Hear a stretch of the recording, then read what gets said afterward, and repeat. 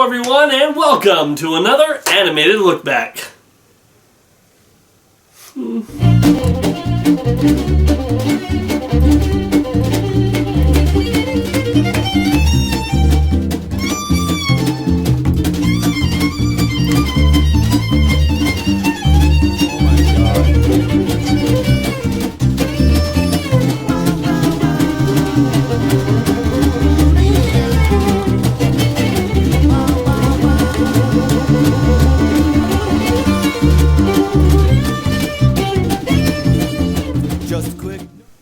Why? That is the question that I have for the creators of this film. Why? That question is going to be asked a lot in this review about a great many things. And let me just say, yes, it is true that I got this movie because I wanted to review a bad movie because I hadn't done one in a while. That is true. However, I thought that, you know what? I'll give the film the benefit of the doubt. Maybe it's not awful. Maybe it's just a mediocre straight-to-DVD film that got too big for its britches and decided to do a worldwide theatrical release. So I decided to put it all aside, put it all to the edge, just go into this not wanting it to be bad or wanting it to be good, just let the movie be what it is. So the movie starts off with setting up our main characters and setting up the world and seeing how the world affects our main characters and how their personalities interact off of each other or...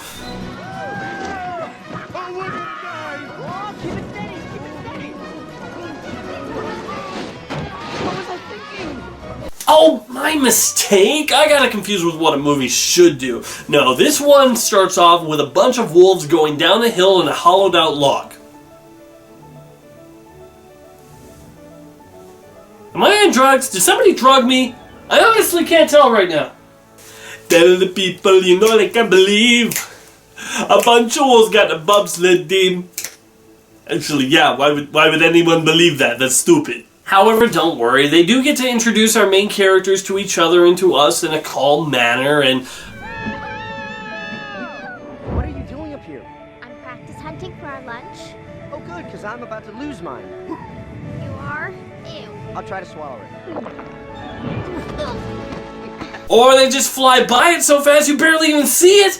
Man, I think the Flash is trying to catch up with this movie's pacing. The story is about these two wolves named Humphrey and Kate. One is the alpha female, who's strong and tough and whatever, and the other is the pathetic Omega, who's weak and, I guess, the runt of the litter. One day they are both tranquilized and taken to a park in Idaho in order to...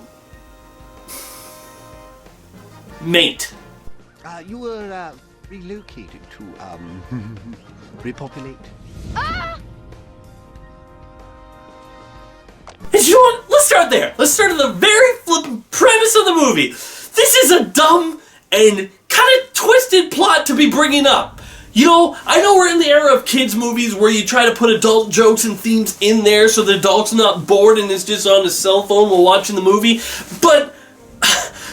seriously? You have to bring up in a kids' movie about wolves mating? This is not an image that kids should be thinking about in a movie! Gosh. I mean, seriously, did that have to be the reason? Even if it did they have to be so blatant with it? You didn't really have to spell it out like that. Either way, it's just a dumb way to get your movie going. Not to mention that on top of that really dumb premise, we also got tons of movie cliches, like the couple that don't like each other at first, but then they grow to like each other. Or in this case, one of them likes her and the other one doesn't. It's whatever. Still a cliche. Or we got, of course, the arranged marriage subplot. Any movie that is still doing the arranged marriage subplot in the 2000s needs to wake up because we have stopped doing that. If Disney's not doing it anymore, you should not be doing it anymore. But as I said, this movie starts on the exact wrong note. No character introductions, no character explanation of what this character is like or what that character is like. Just drives by things where they just blurt out things and expect you to grab onto them without letting you have any time to let it sink in because this movie won't shut up. There's constant talking all the time throughout this film. The characters are always saying something and it just flies by and you're like, wait, what? Was I supposed to care about that? Oh, I guess we're moving on to the next thing. And then all of a sudden, just out of nowhere, this one character just says to Humphrey, hey, Alpha and Omegas don't mix. Oh, what? However, it doesn't really explain to the audience that well what is an alpha and what is an omega. I mean, I think about the movie Ants and how it clearly establishes right off the bat the class divide between the warrior ants and the builder ants, and how there's kind of the warrior ants see themselves as better than them or something like that. That movie handles it really well, but here I really don't get it. Because here all we are told is Alphas and omegas can't make... how do you say it?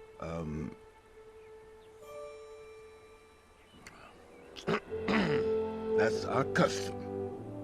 The law of the pack. And I don't know about you, but my mind immediately goes to all the questions that this implies and brings up, but doesn't ever answer. Like, how do you define what an alpha is? Are alphas rare? Are there an equal number of alpha and omegas in this pack? Well, we know it isn't established by birth because we got these two sisters, and one's an alpha and one's an omega, so we know it can't be that. So, is it by birth? If it's decided by birth, then can like an omega like work out a bunch and then become an alpha? Well, if that's the case, how does a wolf work out? Why am I even asking that question? More to the point, we know that actual wolf packs only have one alpha who is the leader and one omega who is the bottom feeder. So how does this pack even work? I got all these questions that just fill my mind, and none of them are answered because it's filmed as the bare minimum of setup and world building and doesn't really tell you anything about it. And it just leaves me confused. But, okay, I'm not going to go through this movie beat by beat because otherwise I'll be here for hours. So, let's just take this one thing at a time. How's the animation? Hello, darkness, my old friend. I've come to talk with you again, because a vision softly creeping left its seeds while I was sleeping. Ugh, oh, okay. It looks bad, alright? It looks very bad. It looks like this is like the rough copy they do before, they actually put the good stuff in, before they tweak everything. Like, this is where they just put everything so it looks like it's in its position, but it's not completely done just yet. That's what it looks like. Now, true, I've seen worse. But that doesn't mean anything. I mean, that's like saying, well, I've just stepped in dog poop, but, it's okay, because I've stepped in a cow patty before, so this has been an overall pleasant experience in comparison. I mean, yeah, the characters do have emotions, and they don't feel like they're moving robotic, like, let's say, in a movie like Hoodwink did, but they're still not good. Mostly, it just looks awkward. Like, for example, all the female wolves have female woman hairstyles. Like, what is with this? First of all, where did they even get the conditioner? And second of all, can I borrow some? Because I'm kind of out.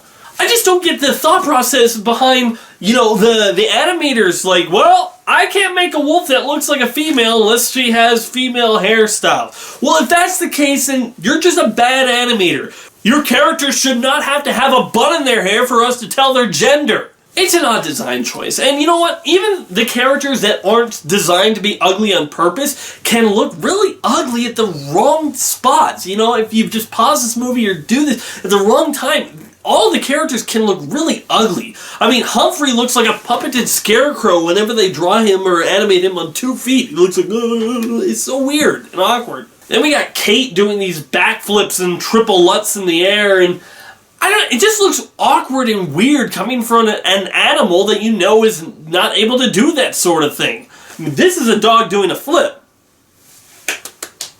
And this is this wolf doing flips. I'm like, gosh, dang it! Have the Avengers called you yet? It just looks weird. But when it comes down to it, the faces are just not all that expressive. I mean, the only look that they really got down is that weird, I want to tap that look, which I'm telling you, they will use way too much in this film. But I will get to that later. For right now, I just want to say that the animation is not that good. It doesn't feel like it is fully rendered. The characters move and look awkward.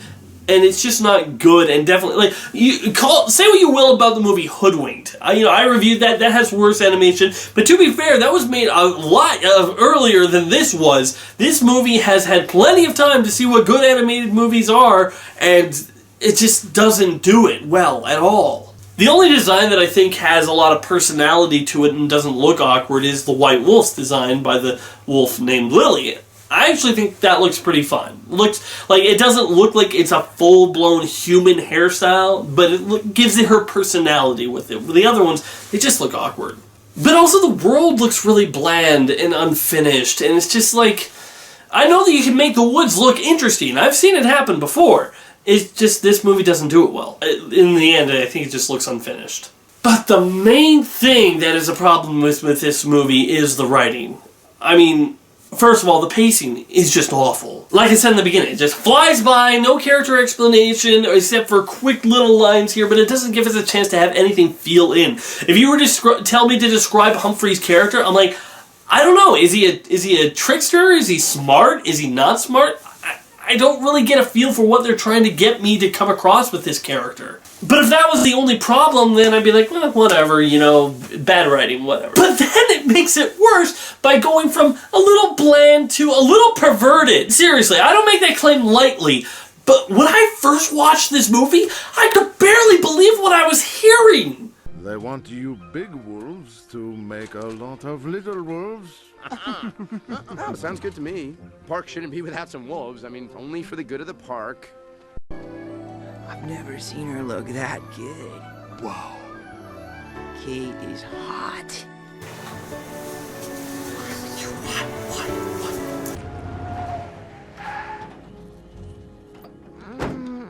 We stopped.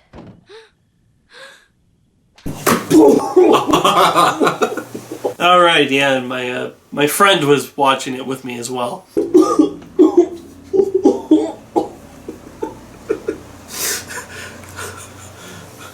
Oh, come on, that was funny.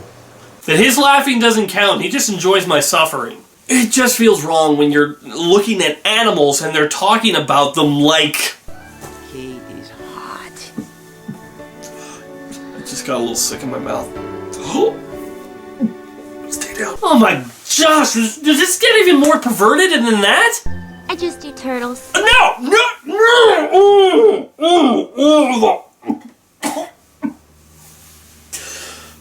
Look, I know that line is out of context. I mean, that's not what she's talking about. Fair.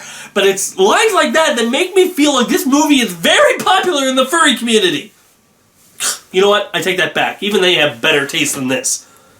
They're probably watching Zootopia. Okay, I gotta get off this topic. Side characters! So the comic relief in this film are these two birds that are going on a cross-country golf tour. Well, if you think that sounds stupid, then congratulations. Here's a cookie. You're a smarty. But it is stupid. I mean, really stupid. Does it get any stupider than that? Alright, the dumb chase scene. Megas. This is not a game anymore.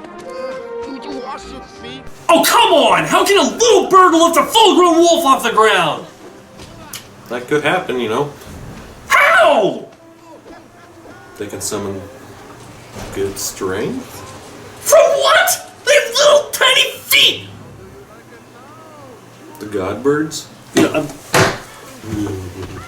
Anyway, their relationship is one's a know-it-all and the other one's the assistant to the know-it-all that actually probably knows more than the know-it-all. One of those type of things. Honestly, they're probably one of the things that I hate the least in this movie. Not because they're any good at all, it's just because they're such a non-entity and such a nothing thing that I kind of just forget about them. I have nothing to hate about them, I have nothing to like about them, they're just there and gone, and I've already forgotten about them. So, that's a plus. You can't hate what you don't remember. Now, if you were to ask me, look, Laser Dude, are there any of these characters that you like? Well, one, kinda. It's Kate's mother. Whoa!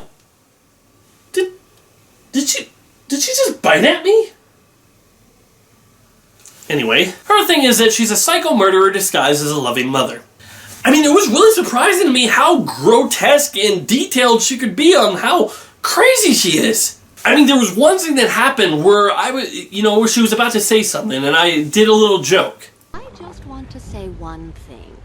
If any of you wolves have hurt my daughter, I'm gonna rip out your throat! Huh?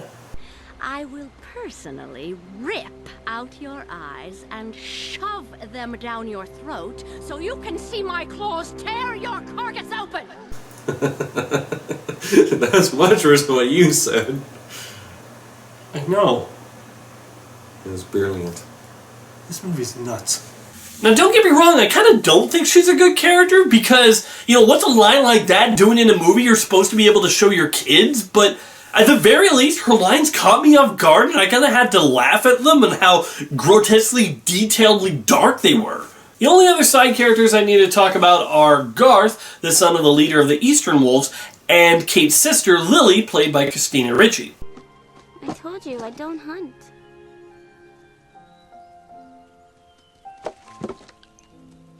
Maybe this will help. Wow. Wow, what? Your eyes. They're beautiful.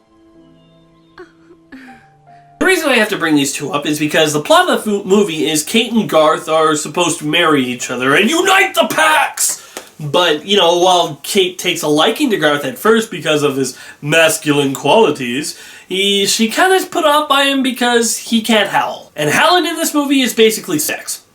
Or at the very least, making out. And in any case, then she and Humphrey are taken away, and, then the packs are like, whoa! Where did your daughter go? She was supposed to unite the packs! Which, I don't know why you couldn't just unite anyways. This isn't Game of Thrones, you're wolves! But anyway, Humphrey and Kate are sent on their adventure where they're supposed to fall in love with each other, and Lily and Garth spend time with each other, and they forge a romantic relationship. But of course, it's forbidden because... Alphas and Omegas can't...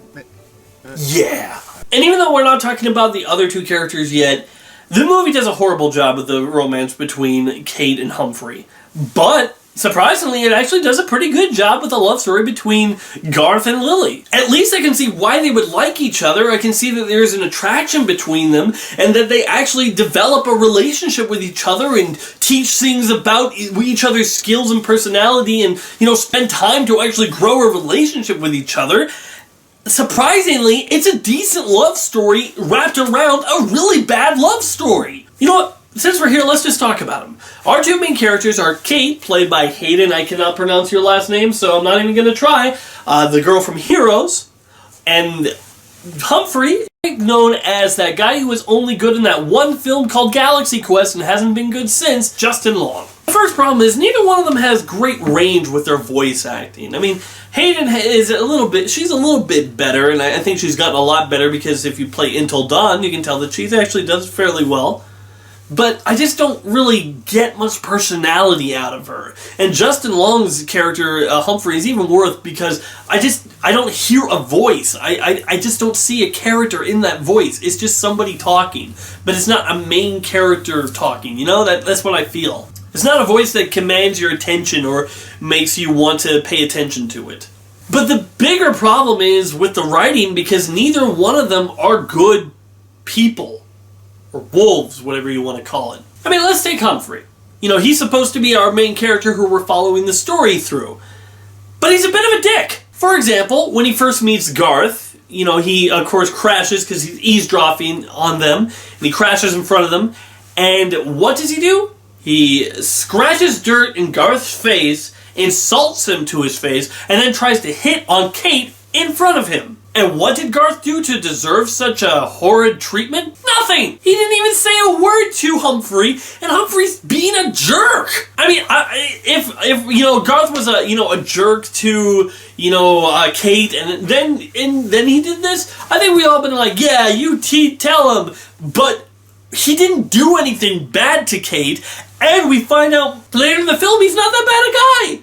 He's not that bad a guy, and so Humphrey just comes across as an a-hole. Then, of course, we get the moment where they're both tranquilized. They're taken to Idaho to repopulate the wolf population. And, of course, he's like, yeah, you know what? It sounds good to me. If that's what we gotta do, then let's do it. I'm sorry, but that's creepy. I mean, let's switch this around. Let's say that these are no longer wolves, that they're two humans, a man and a woman. They were abducted by aliens, taken to a planet, and then dropped on Earth and said, okay, now you must have sex to repopulate the population. And let's say the guy in that scenario was like, well, if we have to have sex, and let's do it, man. If that's the way it's got to be, then that's the way it's got to be. Ladies, correct me if I'm wrong, but that's creepy! It really just makes him unlikable that all he wants to do is hump freely all over her. And yes, I'm 100% sure that's why they called him Humphrey. Sick movie. And you might ask, okay, Humphrey sucks, is Kate any better?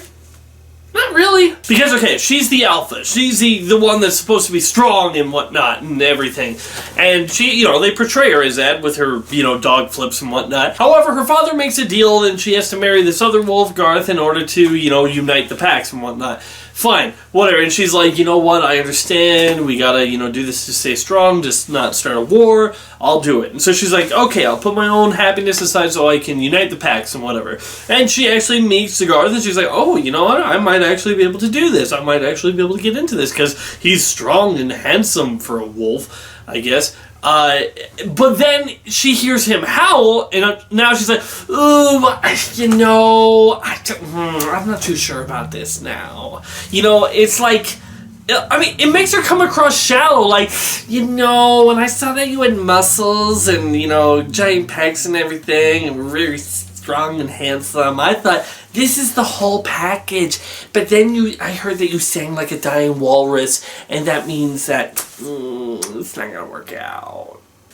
I mean, they don't portray her exactly like that, but she does come across a little shallow. It's almost like I'm judging these characters on how well they treat Garth, because Garth and Lily are just the more interesting characters, so I'm kind of upset when they treat them badly. But that's my point. Her character is always judging the other characters and has a kind of holier-than-thou attitude. Again, my point is just the more interesting love plot is the subplot, where, Lily and Garth Garth is helping Lily come out of her shell, literally. She does a turtle thing. And, and then Lily is helping Garth with his struggles. They help each other, and that makes them a more likable couple. Where, I don't know what brings Humphrey and Kate together. I mean, there's just no chemistry between the characters. And they try to do the thing where, she doesn't like him at first, thinks he's stupid, and then she grows to like him. But I just don't see why she would. I don't see why they would fall in love with each other. He's too creepy and idiotic, and she's too high and mighty. And I never really get over that arc with them as characters. I never really feel like this is where they overcome that part of their character. I mean, really, when they do this stupid wedding breakup at the end where one says, no, I can't do it. I can't go through because I love someone else.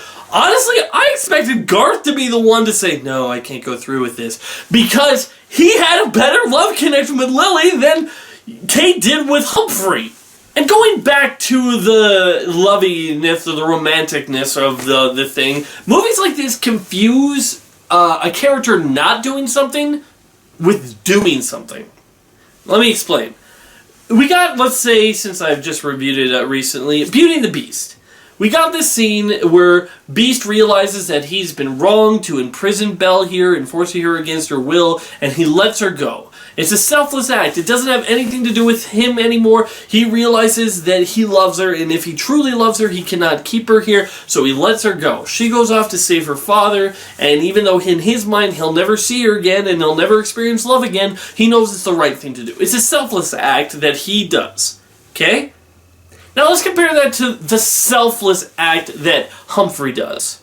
Kate is asleep, and he realizes that they're just about back home at their destination. And so he maybe I could just let her sleep and we passed it. That's what he's thinking. He's like, maybe we'll just accidentally pass it, and then we can spend more time together. And then he's like, no, that wouldn't be right, and he wakes her up. I think the film's trying to say to us, oh, this is a big humanizing moment, or wolfenizing moment, whatever you want to call it. But no! Because he's not actually doing anything. You don't give a person credit for not doing something bad. You give a person credit for doing something good. That's like me saying, you know what? I was thinking about killing you earlier, but I decided not to. Ain't I a great person? No! You don't give credit to a character for not doing something bad. You give credit to a character for doing something good. That's how it works. Hey, you know what? I'm just gonna go off topic here, but I just want to say there are way too many wolf bobsledding scenes in this movie. I mean, like, that's their answer for everything. How do we introduce a character? Wolf bobsledding. Oh, there's a bear. How do we get away from it? Wolf bobsledding. There's a stampede of caribou coming at us. What's our answer? Wolf bobsledding! I mean, why didn't Simba think of that? If only he had a hollowed out log, Mufasa would still be alive. Okay, let's get back onto the track of the love relationship here. When they finally make their way back, and Kate says that she will marry Garth and that they will unite the packs and whatever, we don't see any hesitation from her. And this is where the character animation really needed to shine. We should see the conflict in her as like, oh, well, it's a duty to my pack, but I don't love him. I love this guy for some reason. You know, we don't see any conflict. She doesn't, like, sulk over it or is like, oh, thinking really hard about it. She seems perfectly okay with it. She seems like, yep, okay, I'm gonna marry Garth. Just have to pluck my ears when he's howling. You know, I don't see any conflict in her or any, oh, I'm sad about this. Just all of a sudden at the end she goes, no, I can't do this. I'm like, why? You didn't seem like you were struggling with this decision. Oh, and where's Humphrey and all this? Well, he does the cliche thing where he leaves the film because he just can't take it anymore. But then he comes back heroically at the end. Why? I don't know. We just see him come back. We don't see him, you know, decide to come back. We don't see him decide to fight for her or to say, no, Kate, you belong with me. We just see him come back at the end. I'm just like, why? Why did you decide to come back? Why? Can you tell me? No? You're just wolf bobsledding, of course. Got it. I just want more from these characters. I want to actually feel like they're in love with each other. I mean, I still get more from the Lily character, her emotional struggles throughout this scene than I do from Kate in this whole wedding scene. I mean, and I just want a reason why they would fall in love with each other. I'm not given one. I don't know why Kate would fall in love with Humphrey, and the only reason Humphrey seems to like Kate is because she's hot, and I can't believe this movie's making me phrase it that way, but that's how he says it! When you think about animated movies about two animals falling in love, the most logical one to pop into the mind is Lady and the Tramp, and rightfully so. It's a really good movie. Maybe not a perfect animated movie, but it has humor.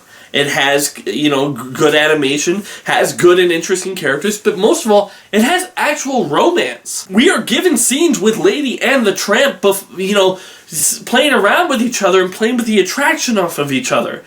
And then we have the most iconic scene for romantic animals movies ever when it's the spaghetti scene. You know, that scene is romantic, even though it's between two dogs.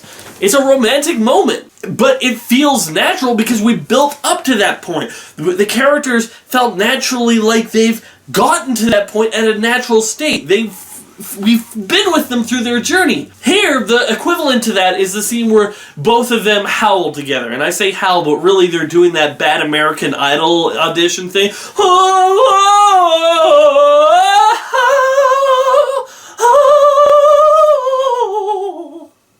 You know, that sort of singing. But at the very least, they're on key and whatever. But that's the moment where they're howling together and we get this big sweeping shot. And it was supposed to be like, oh, they're falling in love. But no, because it's not earned. These characters didn't build up a relationship. All they're doing is just saving each other from stuff. She has to save him from a guy that pointed to a gun that thinks he's rabid, and he has to save her from this, and she has to save him from that, and then there's bears and whatever, and including a scene where they swing on a vine! On a vine! In the woods! Not the flippin' jungle! I don't know when was the last time you went to the woods, but I grew up on a farm, we had some woods nearby, and there were no vines on the trees! At least, the Canadian woods. Can't say for the American woods. I'm pretty sure not, but I can't say. And I assume this is American because I can't see my country being involved in this sort of thing. Where does it take place anyway? Oh, Jasper. I didn't know Americans had an actual park called Jasper. We got one too, right here in. No. There's gonna be trouble if I don't get back to Jasper. No. Jasper Park, Canada? No. This can't be right. This movie can't be. It can't be. Canadian. No. I refuse to believe that my country could be involved in a movie like this. This movie is not Canadian. Shut up! Stop taking my country's name in vain!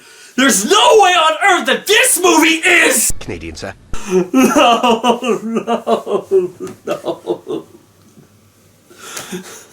You Americans don't understand.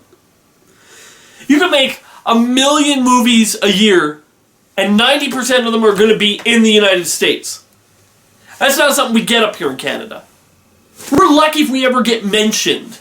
And when a Canadian city, province, whatever is mentioned, we're all like, oh, well, I've been there. I know where that is. My theater applauded when in the Deadpool movie that he said Regina. Applauded. We Canadians love it when we're recognized by the outside stuff, and if this movie was any good, I'm sure we would have loved it and torn it apart and embraced it as one of our own, but no! We don't get this opportunity very often, and never in animation, to have a movie based in our provinces. And this isn't just Canada! This is Jasper, Alberta! I live in Alberta! This movie is driving distance away! This place where it takes place. My family did a road trip to Jasper! This is not right! You know, if this movie was any good or even mediocre, we would have gobbled it up and loved it to death. But it's not. It's utter garbage, so I'm gonna have to add it to the list of things to apologize for. As if we didn't have enough. Okay, let's just wrap this up. This is a bad movie, plain and simple. It has bad animation, awful voice acting from the main characters. The jokes are trying to be adult humor, but don't actually work, or just aren't funny in general. I mean, the pacing of this movie is like go, go, go, go, go, and it never has time for a slow moment. Even the slow moments are rushed. It's like a movie that will never shut up. It will keep going, and it'll be talking, and it won't shut up. It's not a good movie at all. Let me just say, when the highlights of your film is a psychotic mother and the scene where the caribou moon the camera, that's not a good thing. So, in conclusion, if you were ever wondering and just thought to yourself, Alpha and Omega, what's that about? I hope this has answered your question. My final rating for Alpha and Omega is a 2 out of 10. That's the lowest rating I have ever given on Animated Look Back. Even on a movie like Hoodwinked, which I didn't think was a good movie, at least had some moments that made me laugh, made me chuckle, and made me appreciate what they were trying to do. This film has none of that, and not only does it have none of that, nothing about it is good except for the Garth and Lily stuff. That's it. That's it. And that's the only reason why this is a 2. Because that's an interesting subplot that I at very least wanted to see wrapped up, and I wanted to see those characters get together and to do nicely. The subplot should have been the main plot. I'm halfway through this film, they're like, hey, you know, we just put these 2 characters and got rid of them, and now the movie's likable. Why don't we just make it about these 2? I'd be up for that. But no. You can't judge what we could have had. You can only judge what we got. And what we got was a lot more Omega than it was Alpha. Thanks for watching, everybody. I am Lazy Dude, and be sure to join me on my next Animated Look Back, where we review a movie that I loved as a kid, but I'm not sure is going to hold up with my adult eyes. Who knows? It might surprise me, but I kind of doubt it. So, my next review is Quest for Camelot. Adios. Are you ready? Oh, yeah. Ready.